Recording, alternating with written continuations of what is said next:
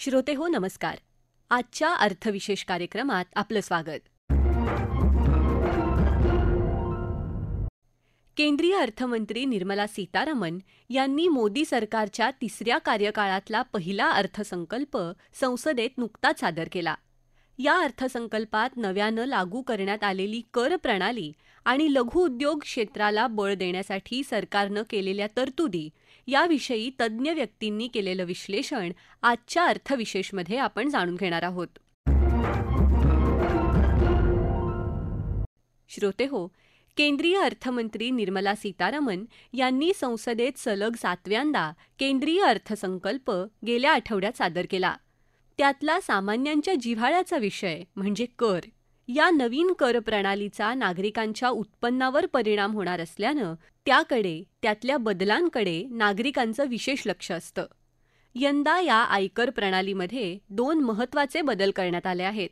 यातल्या new tax regime म्हणजे नवीन कर प्रणालीत सर्वांसाठी म्हणजे वैयक्तिक करदाते, ज्येष्ठ नागरिक, अतिज्येष्ठ या सगळ्यांसाठी एकच कर रचना ठेवण्यात आली आहे. यासोबतच रद्द करण्यात आलेला इंडेक्सेशन कर आणि त्याचे सामान्यांच्या जीवनमानावर होणारे परिणाम याविषयी आकाशवाणीशी बोलताना वेलिंगकर इन्स्टिट्यूटमधले सहयोगी प्राध्यापक आणि CA डॉक्टर अजित जोशी यांनी सांगितलं.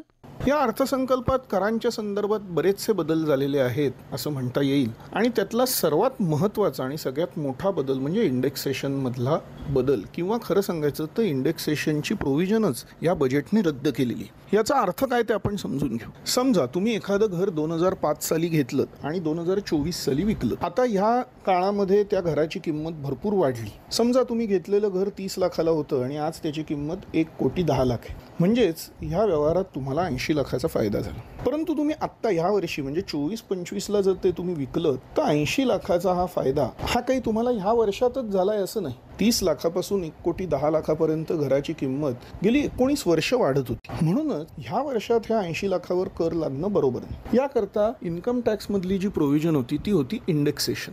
इंडेक्सेशनचं वैशिष्ट्य असं होतं की 2001ला ह्या इंडेक्सेशनच्या हिशोबात मूलभूत किंवा पायाभूत वर्ष धरलेलं होतं आणि 2001 पासून 2024-25 पर्यंत प्रत्येक वर्षी जसजशी भाववाढ होईल, एकूण किमती जसजशा वाढत जातील त्या हिशोबामध्ये इंडेक्सेशन नंबर सांगितले जात होते. 2001-2चा 100 असेल तर 2-3चा 105, थोडक्यात 5% भाववाढ. 3-4चा 109 म्हणजे 105चा भाव आता 109 झाला. थोडक्यात 2004-5ला इंडेक्स नंबर 113 होता आणि आता 24-25ला 363 आहे. साध्या भाववाढीमुळे तुमच्या घराची किंमत ही 363 भागिले 113 म्हणजे साधारण 3.25 ते 3.5 पट वाढली असती. अर्थात 30 लाखाची ती जवळजवळ 1,05,00,000 गेली असती. मग आता जर तुम्ही तेच घर 1,10,00,000 विकत असाल तर तुम्हाला त्या घराचं खरेदी मूल्य 30 लाख नव्हे तर 1,05,00,000 म्हणजेच इंडेक्स्ड व्हॅल्यू असं घेण्याची मुभा होती. यामुळे तुम्हाला नफा झाला असता अवघा 5 लाख आणि त्यावर 20% तुम्हाला भरायला लागले असते. मात्र या बजेटने ह्या अत्यंत महत्त्वाच्या तरतुदीत बदल करताना एका बाजूला तुम्हाला ह्या इंडेक्सेशनचा फायदा रद्द केलेला आहे. म्हणजेच तुम्ही आता 30 लाखाची खरेदी मूल्य 1,05,00,000 हे धरू शकत नाही तर ते 30 लाखच धरावं लागेल आणि मग तुम्हाला जो 80 लाखाचा फायदा झाला त्यावर 20% ऐवजी 12.5%नीच कर भरावा लागेल. अर्थात या प्रक्रियेत काही जणांना जास्त आणि काही जणांना कमी कर भरायला लागेल हे उघड आहे. यातली एक गोम अशी आहे की जर तुमचं घर 2001 पूर्वी घेतलेलं असेल तर 2001च्या 1 एप्रिलचं जे काही बाजार मूल्य घराचं आहे ते धरावं आणि त्याला 100 हा इंडेक्स नंबर पकडून त्याला मात्र इंडेक्सेशनची सुविधा देण्यात यावी असा खुलासाही अर्थमंत्र्यांनी नंतर केलेला आहे. हे इंडेक्सेशन काढून दर कमी केल्याचा फायदा हा काही जणांना होत असला तरी बहुतांशी मध्यम वर्गांना, खास करून ज्यांनी 2010 नंतर घरं घेतली त्यांना मात्र याचा नुकसान होण्याची जास्त शक्यता आहे. अर्थात भांडवली नफ्याच्या दरांमधली फेरफार इतरही बाबतीत केलेली आहे आणि ते दर वाढवलेले आहे. खास करून जर तुम्ही शेअर्स किंवा शेअर्सच्या संदर्भातल्या म्युच्युअल फंड्समध्ये व्यवहार करत असाल तर पूर्वी अल्पकालीन नफ्यावर तुम्हाला 15% म्हणजे 1 वर्षापेक्षा कमी कालावधीत जर तुमचे शेअर्स किंवा म्युच्युअल फंड विकले तर तुम्हाला 15% द्यावा लागत असे नफ्यावरती कर. आता मात्र जर तुम्ही अशाच प्रकारे ते विकलेत तर त्यावर 20% कर द्यावा लागेल. त्याचप्रमाणे पूर्वी जर का तुम्ही शेअर्स किंवा त्याच्यावरचा म्युच्युअल फंड हे 1 वर्षापेक्षा जास्त काळ झाल्यानंतर विकले असते तर तुम्हाला नफ्यावरती 10% द्यावे लागले असते, ते 12.5% द्यावे लागतील. मात्र पूर्वी अशा प्रकारच्या दीर्घकालीन म्हणजे 10% वाल्या नफ्याला 1 लाखापर्यंत सूट होती, ती सूट आता 1.25 लाख केलेली आहे.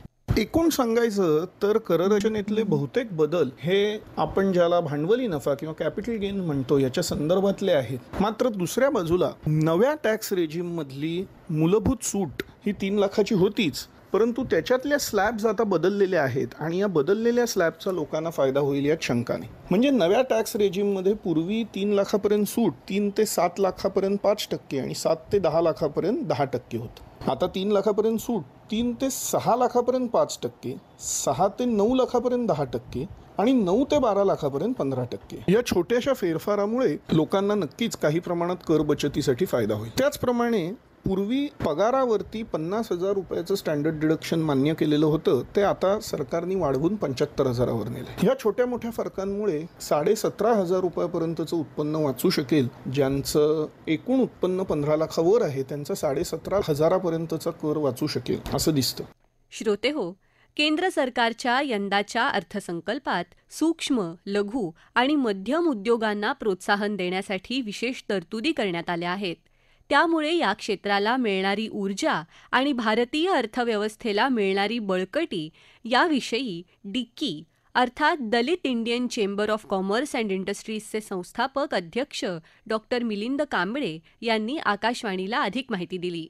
आता लघु उद्योगासाठी याच्यामध्ये काय विशेष आहे? लघु उद्योजकांकडे जर आपण बघितलं आणि लघु उद्योगांचे प्रश्न जर बघितले तर एक म्हणजे खेळत्या भांडवलाचा त्याला प्रचंड मोठा प्रश्न हा लघु उद्योगाच्या समोर असतो. दुसरा, फॅक्टरी जे आहे त्याची फॅक्टरीचं एक्सपान्शन करण्यासाठी जे टर्म लोन आहे जे मिळतं त्यासाठी खूप साऱ्या गोष्टीचा सामना त्याला करावा लागतो अडचणीचा भांडवल उभारण्यासाठी. आता ह्या दोन्ही ज्या महत्वाच्या बाबी ज्या आहेत त्या बजेटमध्ये कशा सोडवल्याचा प्रयत्न केलाय बघा. एक, उद्योगाला भांडवल उपलब्ध व्हावं यासाठी किंवा is of doing small businesses असं ज्याला म्हणता येईल त्यासाठी एक नवीन क्रेडिट गॅरंटी जी स्कीम आहे for term loan for plant and machinery, यासाठी ही नवीन क्रेडिट गॅरंटी स्कीम याच्यामध्ये लॉन्च केलेली आहे आणि ज्याच्यामध्ये अप टू 100 करोड म्हणजे ज्या लोकांना फॅक्टरी एक्सपांड करायची आहे, मोठी करायची आहे, वाढवायचं आहे तर त्याच्यासाठी 100 कोटीपर्यंत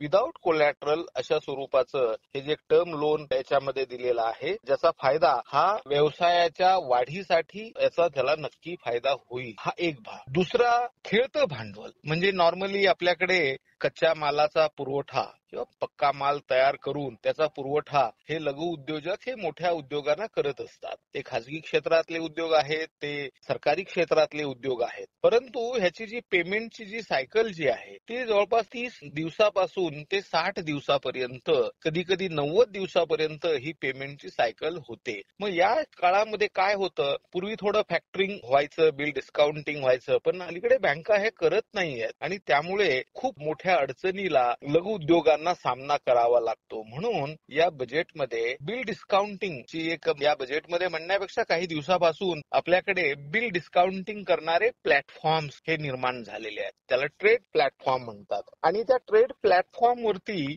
500 कोटीचा टर्नओव्हर असणारे उद्योग हे त्यामध्ये होते. तर आता याच्यामध्ये काय केलेलं आहे, ती जी 500 कोटीची जी मर्यादा आहे ती कमी करून ही 250 कोटीची मर्यादा केलेली आहे. आता ह्या 250 कोटीच्या मर्यादेमध्ये भारतातले जवळपास 7,500हून अधिक मीडियम साईज बिझनेसेस जे आहेत ते येतात. बाकी कॉर्पोरेट, लार्ज आणि ह्या तर सगळ्या येणारच त्याच्यामध्ये. पण ही सगळ्यात मोठी गोष्ट आहे म्हणजे ज्या कंपनीचा 250 कोटीचा टर्नओव्हर आहे तर त्यांना या प्लॅटफॉर्मवर नोंदणी करावीच लागणार, जेणेकरून त्याला सप्लाय करणारे जे लघु उद्योजक आहेत त्या लघु उद्योजकांना या प्लॅटफॉर्मचा फायदा घेऊन बिल डिस्काउंटिंग करता येईल आणि लगेचच पैसे, ठीक आहे त्याची जी बिलाची जी सायकल 30 दिवसाची 60 दिवसाची जी काही आहे तेव्हा येईल, परंतु आता लगेचच त्यांना लघु उद्योजकांना याच्यामध्ये पैसे उपलब्ध होणार आहेत. ही फार मोठी गोष्ट आहे माझ्यासाठी. मी एक उद्योजक आणि लघु उद्योजकांचा प्लॅटफॉर्म आम्ही जो चालवतो चेंबर,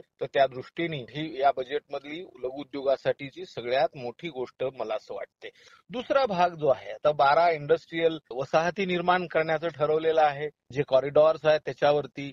आता ह्या 12 इंडस्ट्रीयल वसाहतीमध्ये सगळ्यात महत्वाचं फ्लॅटेड गाळा अशा स्वरूपाची प्लग अँड प्ले जी योजना आहे, ही योजना ह्याच्यामध्ये राबवली जाणार आहे. त्यामुळे काय होणार आहे की लोकांना लगेचच तो इलेक्ट्रिसिटी जिथे असेल, सगळ्या फॅसिलिटी जिथे असतील अशा स्वरूपाचा एक रेडीमेड गाळा हा लघु उद्योगांना मिळणार आहे. त्यामुळे तो ताबडतोब त्याची प्लांट अँड मशिनरी तिथे इन्स्टॉल करून त्याचं उत्पादन सुरू करणं आणि पुरवठा सुरू करणं हे होईल. आता काय झालंय, आता ह्या ज्या 12 वसाहती आहेत हे इंडस्ट्रीयल कॉरिडॉर वरती आहेत.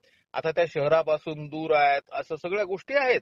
म्हणून त्याला जोडूनच इंडस्ट्रीयल टाउनशिप जे आहेत, रेंटल टाउनशिप जे आहे, ज्याच्यामध्ये वर्कर आहे, लेबर आहे, हा अत्यंत महत्वाचा घटक आहे. आणि त्या लेबरला राहण्यासाठी, मजुरांना राहण्यासाठी, कामगारांना वसाहती निर्माण करण्यात येणार आहेत आणि ह्या पीपीपी मॉडेलवरती आहेत. आणि या पीपीपी मॉडेलमध्ये जो कोणी विकासक पुढे येईल त्या विकासकाला पुढे आल्यानंतर व्हीजीएफ व्हायबिलिटी गॅप फंडिंगची एक यंत्रणा याच्यामध्ये उभी राहते आणि त्यातून मग इंडस्ट्री तिथे आहे, तिथे कामगारही राहतोय, त्याला राहण्याची व्यवस्था आहे रेंटलची.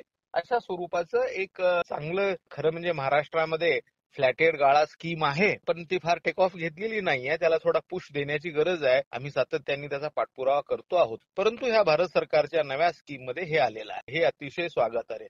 दुसरं की याच्यामध्ये तुम्हाला सांगतो की छोटे उद्योजक जे आहेत, त्या छोट्या उद्योजकांच्या ज्या बॅलन्स शीट असतात त्या बँकेबल नसतात. आणि मग त्या बँकेबल नसल्यामुळे ते सांगतात की तुम्ही क्रेडिट रेटिंग करून आणा, अमुक क्रेडिट रेटिंग एजन्सीकडून, ह्याच्याकडून, आणि B++ असेल तर तुम्हाला त्याचा विचार केला जाईल.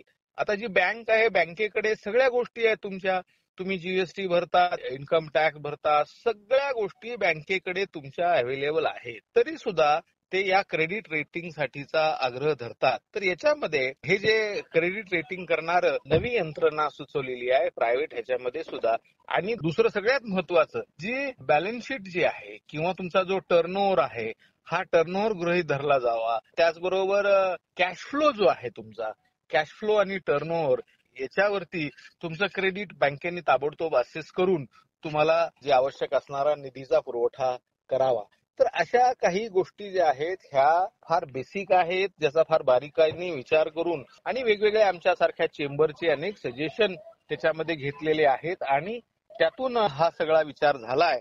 त्यामुळे आम्ही लघु उद्योजकांच्या वतीने या बजेटचं हे स्वागत करतो.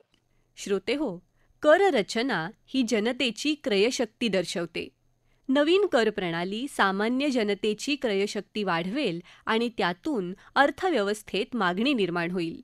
विशेषतः भारतामध्ये लघु मध्यम उद्योग क्षेत्र रोजगार निर्मितीमध्ये आघाडीवर आहे.